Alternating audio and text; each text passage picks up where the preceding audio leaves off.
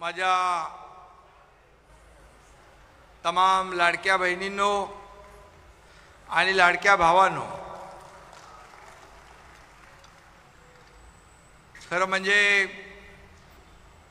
यायला उशीर झाला त्याबद्दल आपली सगळ्यांची दिलगिरी व्यक्त करतो। आणि मला माहीत आहे की आपण या संपूर्ण निलेशच्या मतदारसंघामध्ये येताना इकडूनही पाहिलं, इकडे पण 10-15 किलोमीटर। आणि निलेश, आता गर्दी कमी झाली असली तरी काही चिंता करू नका। आपले शेवटी बऱ्याच लांबून लोक आलेली, त्यांनाही आपल्या प्रत्येकाच्या गावात वेळेवर पोचलं पाहिजे। आमच्या लाडक्या बहिणींची कामं आहेत तीही केली पाहिजे। त्यामुळे मी एवढंच सांगतो की या आभार मेळाव्यानिमित्त मी आपल्याला भेटायला आलो आहे। कोकणातल्या लढवय्या शिवसैनिकांना वंदन करायला आलो आहे। खरं तर आजचा एक मोठा उत्साहाचा आणि आनंदाचा प्रसंग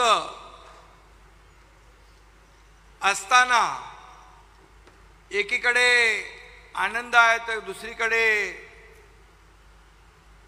मन अस्वस्थ करणाऱ्या घटना,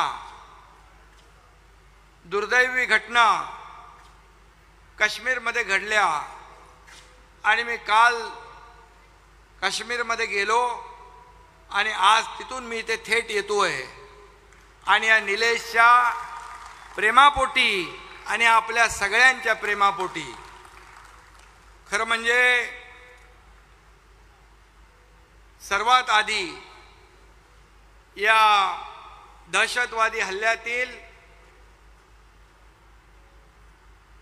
शहीदांना मी आदरपूर्वक भावपूर्ण श्रद्धांजली अर्पण करतो। खरं म्हणजे या भ्याड हल्ल्यामध्ये 27 लोक निरपराध जे आहेत, बेकसूर पर्यटकांचा दुर्दैवी त्या ठिकाणी मृत्यू झाला।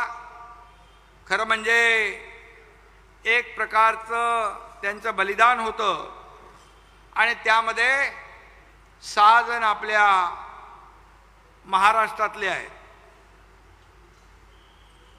आणि म्हणून मी काल परवाच्या दिवशी खासदार डॉक्टर श्रीकांत शिंदे आणि टीम तिकडे पाठवली होती।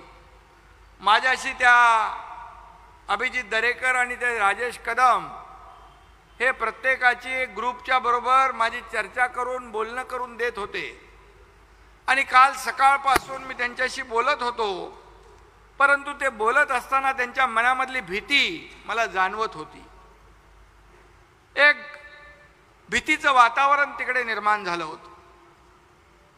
एक पॅनिक सिच्युएशन म्हणा त्या ठिकाणी निर्माण झाली होती। आणि प्रत्येकाच्या मनामध्ये लवकर कसं आपल्या घरी जाऊ एक ओढ होती। नातेवाईक देखील इकडे त्यांचे चिंतेत होते। आणि मग आपल्याला माहीत आहे की जिथं संकट येतं, जिथं आपत्ती येते, मग कोल्हापूर असेल, सांगली असेल, महाड असेल, चिपळूण असेल, खेड असेल, अगदी इर्शाळवाडी असेल, किंबहुना केरळ असेल, उत्तराखंड असेल, मला रावलं नाही। आणि किंबहुना केरळ असेल, उत्तराखंड असेल, मला रावलं नाही। आणि सरळ मी श्रीनगरला गेलो आणि सोबत एकटा विमान घेऊन गेलो नाही, तर आपल्याला मी सांगतो 4 विमानं आपण तिकडे घेऊन गेलो आपल्या लोकांना आणण्यासाठी। आणि म्हणून तिथं गेल्यानंतर त्या लोकांना आपला माणूस जेव्हा भेटतो त्यांना एक आधार वाटतो। संकट समयी त्या ठिकाणी जायचं नाही तर मग कधी जायचं। आणि म्हणून तिकडे अनेक लोकांना भेटल्यानंतर त्यांनी अनेक भावना व्यक्त केल्या की आता आम्ही सुरक्षितपणे आमच्या घरी जाऊ शकतो असा विश्वास प्रत्येकाने व्यक्त केला. याच्यापेक्षा मोठं काय? काही तर माझ्या लाडक्या बहिणी म्हणाल्या, लाडका भाऊ आम्हाला भेटायला आला, आता आम्ही सुखरूपपणे घरी जाऊ. किती ज्येष्ठ होते, त्यामध्ये लहान मुलं होती. आणि म्हणून माझं मन अस्वस्थ होतं, म्हणून मी त्या ठिकाणी गेलो आणि खऱ्या अर्थाने तिथल्या अडकलेल्या भावा बहिणींना, ज्येष्ठांना या ठिकाणी तुमचा एकनाथ शिंदे मदत करून आलाय, त्यांना पुन्हा महाराष्ट्रामध्ये या ठिकाणी घेऊन आलाय.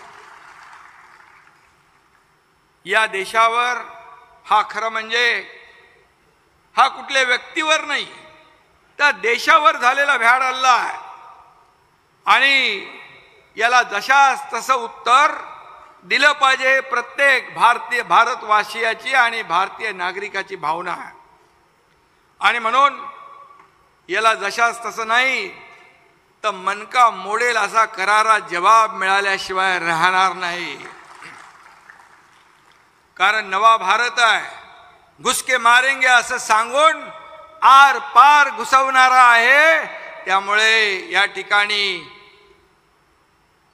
जशास तसं उत्तर त्यांना पाकिस्तान धार्जिण्या दहशतवाद्यांना मिळेल. आज आणि काल देखील परवा आदरणीय देशाचे प्रधानमंत्री मोदी साहेबांनी गृहमंत्री अमित शाह साहेबांना तिकडे पाठवलं. ते जखमींची विचारपूस केली, तिथल्या लोकांना भेटले, तिथे सुरक्षेचा आढावा घेतला.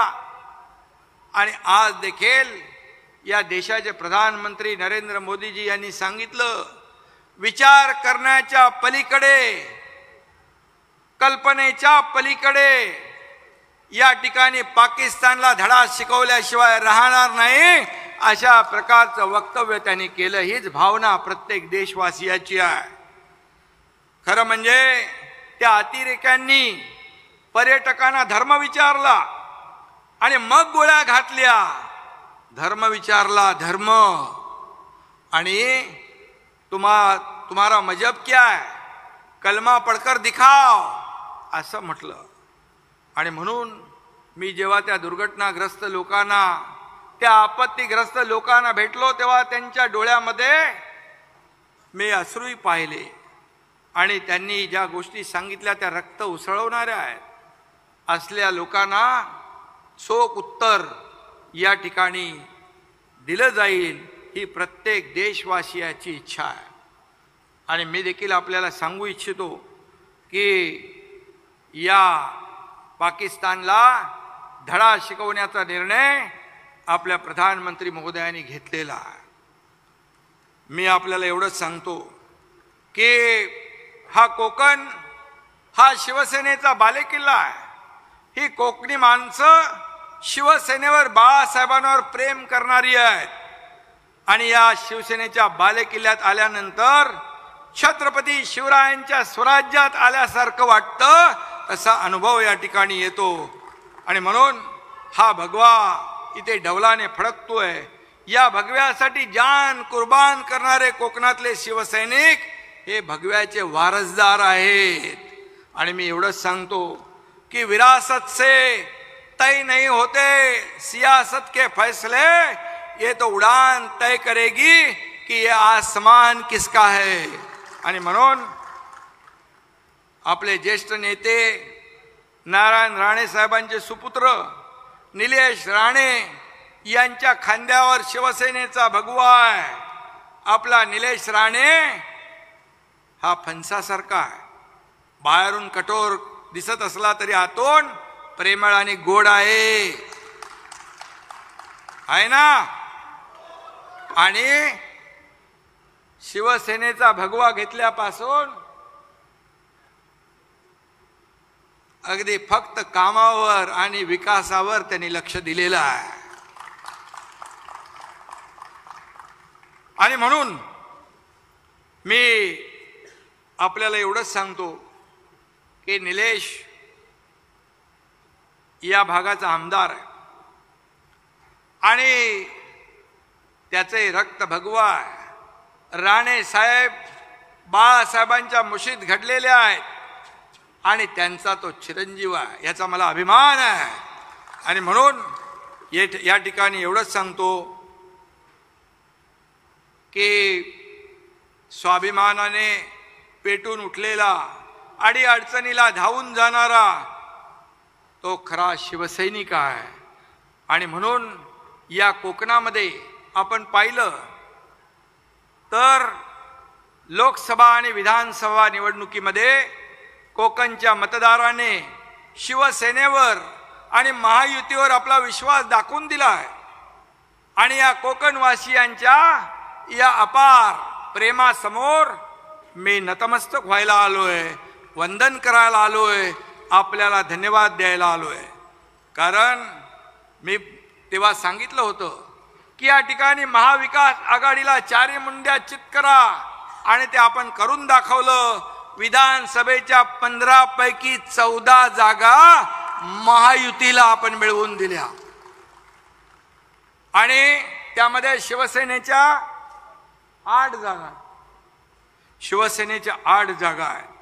8 उमेदवारांनी भगवा फडकवला आणि हिंदुत्वाच्या मुळावर उठलेल्या त्यांची मशाल कायमची विझवून टाकली. आणि त्यामुळे तुम्हाला मी धन्यवाद देतो. भगव्याने काँग्रेसच्या झाडाला लटकलेल्या उबाटाचा सुपडा साफ केला. आणि मी मगाशी म्हटलं, कोकणातला माणूस हा फणसासारखा गोड असतो, वरून काटेरी पण आतून गोड. पण उबाटाला बाहेरून पण काटे आहेत, आतून पण काटे आहेत. त्यामुळे कोकणच्या मतदार राजाने त्यांचा कायमचा काटा काढून टाकला. बरोबर आहे निलेश? अख्ख्या कोकणात मला वाटतं एक जागा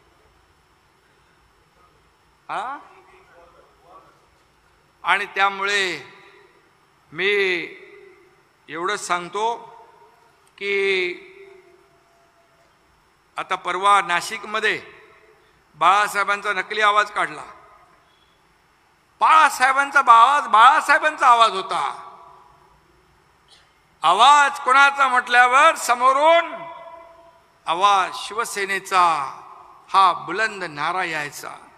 परंतु वंदनीय बाळासाहेबांचा नकली आवाज वापरून लोकांना गंडवणाऱ्या लोकांना काय म्हणतात, 420. ही 420 आता खपणार नाही. हे लोकांना कळून चुकलंय. हे कसलं महाराष्ट्र प्रेम आहे, हे कसलं बाळासाहेबांवरचं प्रेम आहे. हे तर फक्त नेहमी बाळासाहेबांचे विचार बदलले, खुर्चीसाठी मोहापायी या ठिकाणी बाळासाहेबांचे विचार बदलले. जे बाळासाहेबांना नको होतं ते केलं. आणि म्हणून तुमच्या या एकनाथ शिंदेला या महाराष्ट्रातल्या सर्वसामान्यांच्या मनातलं सरकार आणावं लागलं. आणि म्हणून काँग्रेसकडे शिवसेना आणि धनुष्यबाण घाण टाकला. तो सोडवण्याचं काम आपण केलं.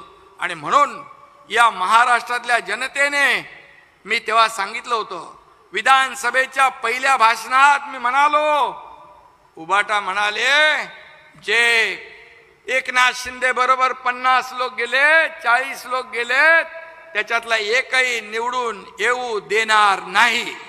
पण या एकनाथ शिंदेने सांगितलं होतं पहिल्याच भाषणात, मुख्यमंत्री झाल्यानंतर, मी आणि देवेंद्रजी मिळून आम्ही 200 आमदार, 200 पार आमदार निवडून येऊ, नाही तर हा एकनाथ शिंदे शेती करायला गावी निघून जाईल. आणि या विधानसभेच्या निवडणुकीत महायुतीचे तब्बल 232 लोक निवडून आले. हे वास्तव आहे, हे सत्य आहे.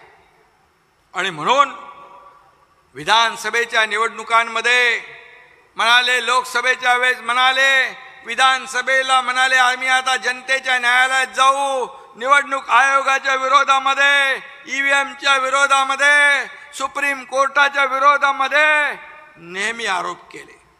म्हणाले आम्ही आता जनतेच्या न्यायालयात जाऊ.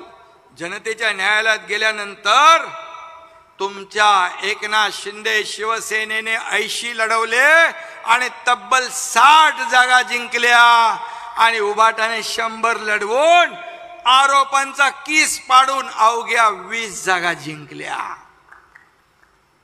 जनतेने शिक्कामोर्तब केलंय. खरी शिवसेना कोण, खरा धनुष्यबाण कोण. आणि म्हणून आता आपली आणखी जबाबदारी वाढली आहे. खरं म्हणजे या ठिकाणी मी आपल्याला एवढंच सांगतो, या सिंधुदुर्गात पण आपल्या किती आल्या? 4 महायुतीच्या, तिन्ही महायुतीच्या जागा निवडून आल्या. आणि म्हणून आता खऱ्या अर्थाने सिंधुदुर्गात या ठिकाणी भगवा फडकला आहे. आणि म्हणूनच मी तुमचे आभार मानायला आलो. नारायण राणे साहेबांच्या रूपाने शिवसेनेचा दुसरा मुख्यमंत्री शिवसेनेला मिळाला. राणे साहेबांनी देखील त्यावेळेस या कोकणासाठी जेवढं करायचं ते केलं, संधीचं सोनं केलं. पण राणे साहेबांच्या बद्दल देखील जे काय केलं, जे काय घडवलं, त्याचे साक्षीदार आपण आहात. आणि म्हणून अतिशय अनुभवी आणि निष्ठावान शिवसैनिकाला टार्गेट करून त्यांचे देखील पंख छाटण्याचं पाप देखील कुणी केलं तेही आपल्याला माहीत आहे. आणि म्हणून तो इतिहास आहे, तो इतिहास झाला, त्याच्यावर मी बोलत नाही. परंतु राणे साहेबांनी कोकणासाठी आणि कोकणच्या युवकांसाठी आणि विकासासाठी जी काही पावलं उचलली ते आपल्या सगळ्यांना माहीत आहे. आणि म्हणून आता नारायण राणे साहेबांचे सुपुत्र त्यांनी देखील इथं विकासाची गंगा आणली आहे. निलेश इथं आणि नितेश पालकमंत्री आहे. आणि मी आपल्याला सांगतो, आपल्या सरकारने काल परवाच्या कॅबिनेटमध्ये देखील मत्स्य व्यवसायाला कृषीचा दर्जा देण्याचं काम केलं. आणि म्हणून महायुती म्हणून आपण काम करतोय. महायुती या ठिकाणी आपले 2 आहेत, नितेश आहे तिसरा, आणि आमचे उदय सामंत सारखे डोळस नेते आहेत. आणि म्हणूनच कोकणचा सर्वांगीण विकास हे भविष्य नसून आता आपल्याला ते वर्तमानात बदलायचं आहे.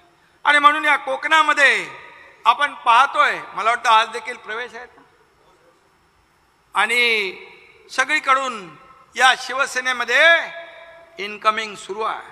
असा एकही दिवस नाही की शिवसेनेमध्ये प्रवेश होत नाही. खऱ्या अर्थाने शिवसेना दिलेला शब्द पाळती आहे. शिवसेना बाळासाहेबांचे विचार पुढे नेते आहे. शिवसेना धर्मवीर आनंद दिघे साहेबांचे विचार पुढे नेते आहे. आणि गेल्या 2.5 वर्षामध्ये हा एकनाथ शिंदे मुख्यमंत्री असताना पायाला भिंगरी लावून फिरला या महाराष्ट्रामध्ये. मी देवेंद्रजी अजितदादा यांनी टीम म्हणून काम केलं आणि एकीकडे विकास त्याला चालना दिली, दुसरीकडे लोकाभिमुख कल्याणकारी योजना याला चालना दिली, याची सांगड घातली. आणि त्या 2.5 वर्षाच्या कामाची पोचपावती झालेल्या विधानसभेच्या निवडणुकीमध्ये महाराष्ट्रातल्या जनतेने दिली. आणि म्हणून या महाराष्ट्रातली जनता सुज्ञ आहे. मी एवढंच सांगतो, मी एक शेतकरी, एक शाखा प्रमुख, ते या राज्याचा मुख्यमंत्री झालो. नारायण राणे साहेब देखील शाखा प्रमुख ते मुख्यमंत्री झाले. परंतु सर्वसामान्य शेतकऱ्याचा मुलगा, सर्वसामान्य कुटुंबातला परिवारातला मुलगा याने मुख्यमंत्री झालेलं काही लोकांना आवडत नाही. त्यांना पोटदुखी होते, त्यांना पोटसूळ होतो. का? सर्वसामान्य माणसाच्या पोरानं मुख्यमंत्री व्हायचं नाही. आम्ही सोन्याचा चमचा जन्माला घेऊन आलो नाही. सोन्याचा चमचा तोंडात घेऊन जन्माला आलो नसलो तरी सुद्धा या महाराष्ट्रातल्या जनतेच्या जीवनामध्ये सोन्याचे दिवस आणण्याचं काम मात्र आम्ही करतोय. आणि म्हणून 2.5 वर्षाचं कामकाज पहा. आता पुन्हा आपली दुसरी इनिंग सुरू झाली आहे. आता या ठिकाणी मी जेव्हा सीएम होतो तेव्हा लोक म्हणायचे चीफ मिनिस्टर, मी म्हणायचो सीएम म्हणजे कॉमन मॅन. आता देवेंद्रजी मुख्यमंत्री आहेत, मी डीसीएम आहे. आता मी म्हणतो डीसीएम म्हणजे डेडिकेटेड टू कॉमन मॅन. सर्वसामान्य माणसाची नाळ तुटता कामा नये. आपला जन्म खुर्चीसाठी नाही, ज्याने आपल्याला खुर्चीवर बसवलं त्यांचे प्रश्न, त्यांच्या समस्या सोडवण्यासाठी झालेला आहे. काही लोक खुर्चीच्या मोहापायी काय मिळवलं, सगळे नेते राणे साहेबांसारखे मोठमोठे नेते गमावले, कार्यकर्ते गमावले, पक्ष गमावला, शिवनाव गमावलं, धनुष्यबाण गमावलं. मिळवलं काय? बाळासाहेब म्हणायचे सत्ता येते सत्ता जाते, पद येतात पद जातात, पण नाव गेलं की पुन्हा येत नाही. आणि ते टिकवण्याचं काम या तुमच्या एकनाथ शिंदेने केलेलं आहे. आणि म्हणून पद येतात पद जातात, पद वर खाली होतात, परंतु मला एवढाच अभिमान आहे की या महाराष्ट्रातल्या करोडो माझ्या लाडक्या बहिणींचा लाडका भाऊ ही मला मिळालेली ओळख सगळ्या पदांपेक्षा मोठी आहे. आणि म्हणून या ठिकाणी मी एवढंच सांगतो की लोकांना घरात बसलेला नाही तर लोकांच्या दारात जाऊन काम करणारा कार्यकर्ता आवडतो. बाळासाहेब म्हणायचे घरात नाही तर लोकांच्या दारात जाऊन संवाद साधणारा काम करणारा कार्यकर्ता मला पाहिजे. आणि म्हणून जनतेला देखील जनतेमध्ये मिसळून काम करणारा, त्यांचे प्रश्न सोडवणारा नेता पाहिजे.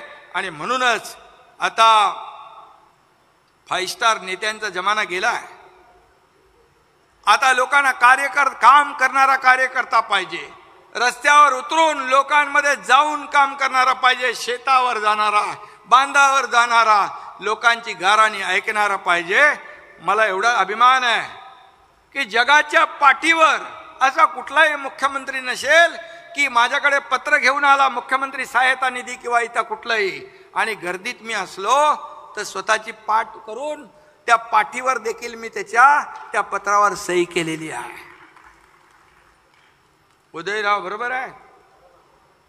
आणि म्हणून या ठिकाणी मी आपल्याला सगळ्यांना एवढंच सांगेन की आता आपल्याला कोकणाचा विकास करायचा आहे. या ठिकाणी मी डिटेलमध्ये जाणार नाही, परंतु या ठिकाणी आपलं हे कोकण 720 किलोमीटर हा समुद्र किनारा आहे. पर्यटनाला चालना देण्याचं काम आपल्याला करायचं आहे. मत्स्य विभाग आपल्या नितेशकडे आहे, ते आपल्याला पुढे न्यायचं आहे. मासेमारी करणारे मच्छीमार आहेत, त्यांना त्याचा फायदा झाला पाहिजे. या ठिकाणी कोकणी माणसाने आता आपलं कोकणाचं देखील मार्केटिंग आणि ब्रँडिंग करायला शिकलं पाहिजे. येवा कोकण आपलाच असा असं म्हटल्यावर कोकणात आलेला माणूस पर्यटनासाठी पुन्हा पुन्हा आला पाहिजे, यासाठी आपण काम केलं पाहिजे.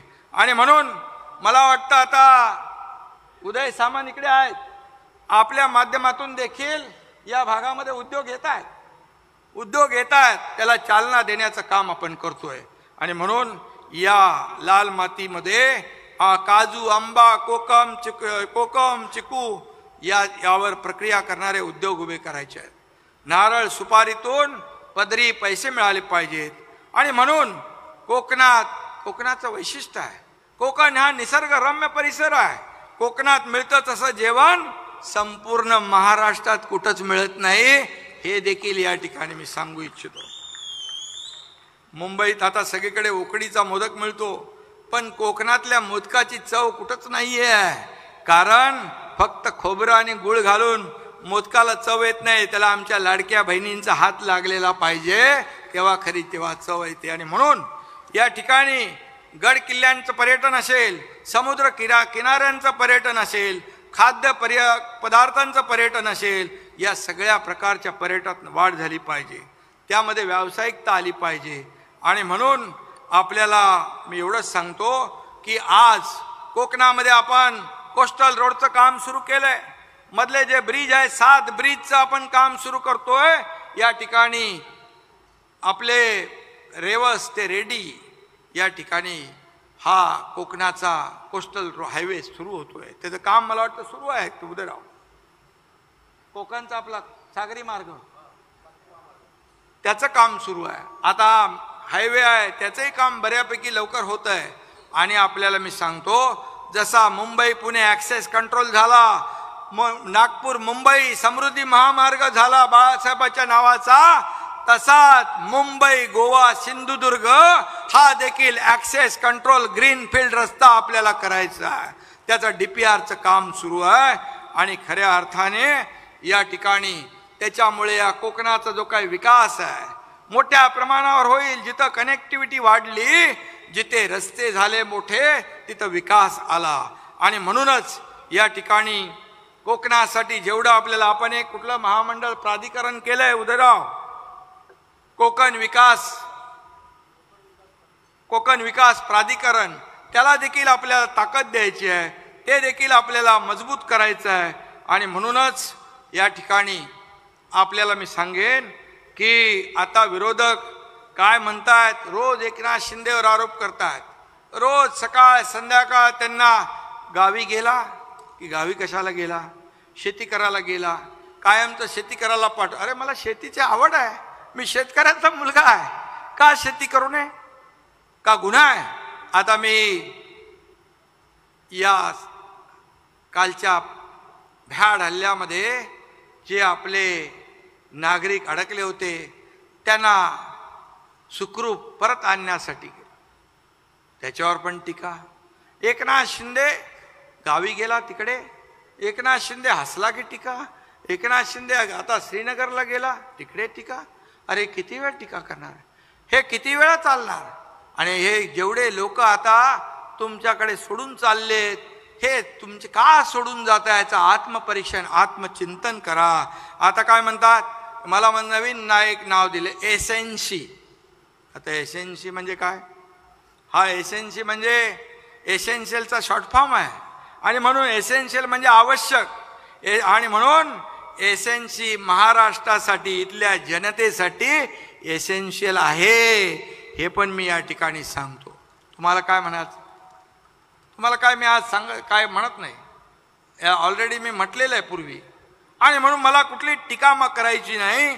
आणि मी तुमच्या आरोपाने नाही, टीकेला टीकेनं नाही, तर एकनाथ शिंदे कामातून उत्तर देईल, आरोपाला आणि टीकेला कामातून उत्तर देईल. म्हणून तर 2.5 वर्षात एवढं काम केलं.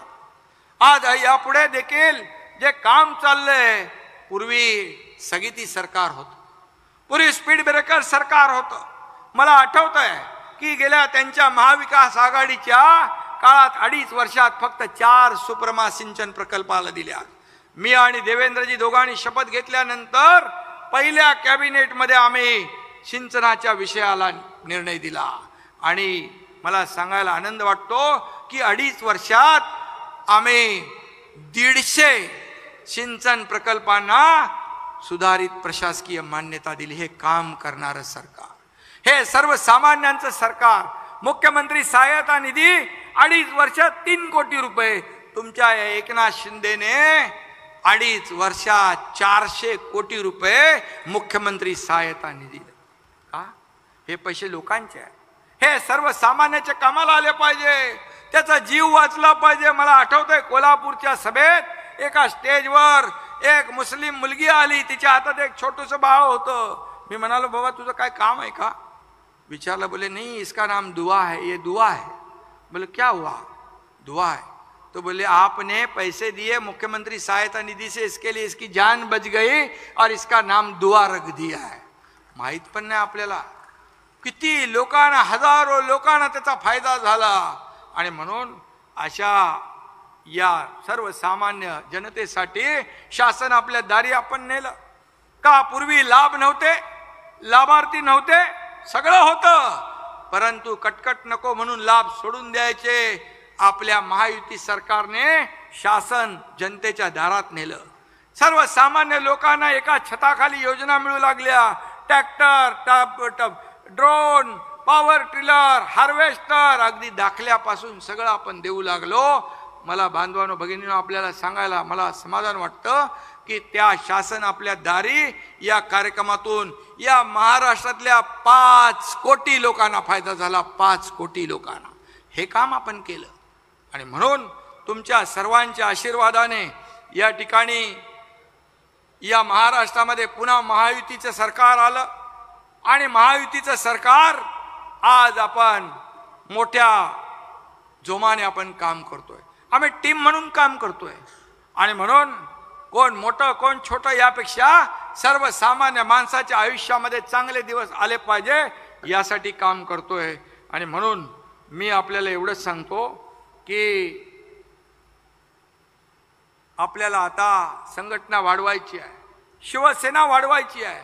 घराघरात गावागावात शिवसेना गेली पाहिजे. घराघरात मनामध्ये शिवसेना वाढवण्याचं काम या ठिकाणी झालं पाहिजे. आणि मी निलेश राणेचं मनापासून अभिनंदन करीन की आज मी किती मला त्रास झाला, किती अडचणी आल्या, मला वाटलं मी पोचू शकत नाही, परंतु निलेश राणेचं प्रेम आणि त्याचा आग्रह एवढा मजबूत होता की मला कुठल्याही परिस्थितीमध्ये इथं ते खेचून आणलं. आणि म्हणून एकदा तर मला वाटलं आता हे मुंबईला चाललंय विमान, पण त्या मी पायलटला सांगितलं, बाबा तो म्हणाला आता हे लँड होईल पण टेक ऑफ होणार नाही. बोलो ते जाऊ दे, लँड तर करा, मला जमिनीवर तर उतरवशील ना बाबा, नीट तेवढं उतरव, कारण मला कुठल्याही परिस्थितीमध्ये मोपा एअरपोर्टला जायचं आहे, मुंबई एअरपोर्टला जायचं नाही. आणि मी त्या परिस्थितीमध्ये इथं उतरलो. उशीर झालाय आणि म्हणून आपल्याला मी एवढंच सांगेन की या महाराष्ट्रामध्ये आज जे सरकार म्हणून काम सुरू आहे, प्रगतीचं, विकासाचं, पूर्वीचं स्थगितीचं सरकार होतं, आता प्रगतीचं आहे, आता समृद्धीचं आहे. आणि म्हणून या जनतेला समृद्ध करायचं असेल तर मनामध्ये जागवा हिंदुत्वाचा भगवा आणि खऱ्या अर्थाने भगव्याची शान राखा, धनुष्यबाण हाती धरा, अशा प्रकारचं मी आपल्याला आवाहन करतो. आणि खऱ्या अर्थाने या ठिकाणी निलेश राणे मला फार, मी इथं गाडीतून येताना पण बोलत होतो, रवी फाटक होते, कुठे गेले, बोलो निलेशला मी एकदाच सांगितलं की आता तू आमदार आहेस, शिवसेनेचा आमदार, खासदार राहिलेला निलेश, आणि कामावर फोकस करायचं. कोण काय बोलतंय, कोण काय टीका करतंय याच्यावर दुर्लक्ष करायचं. मी जसा कामावर फोकस केलं, आरोपाला कामाने उत्तर दिलं, आणि त्याप्रमाणे निलेश देखील तंतोतंत तसा वागतो, याचा मला आनंद आहे, याचा मला समाधान आहे. आणि म्हणून त्याचं मी पुन्हा एकदा मनापासून अभिनंदन करतो, त्याला धन्यवाद देतो. आणि ही एवढ्या उशिरापर्यंत आपण या ठिकाणी थांबलात त्याबद्दल आपल्या सगळ्यांना मनापासून धन्यवाद देतो. इथं निलेश राणे आहेत, उदय सामंत आहेत, किरण सामंत आहेत, राजन साळवी आहेत, रवींद्र फाटक आहेत, ज्योतिताई आहेत, दत्ता सामंत पण आहे.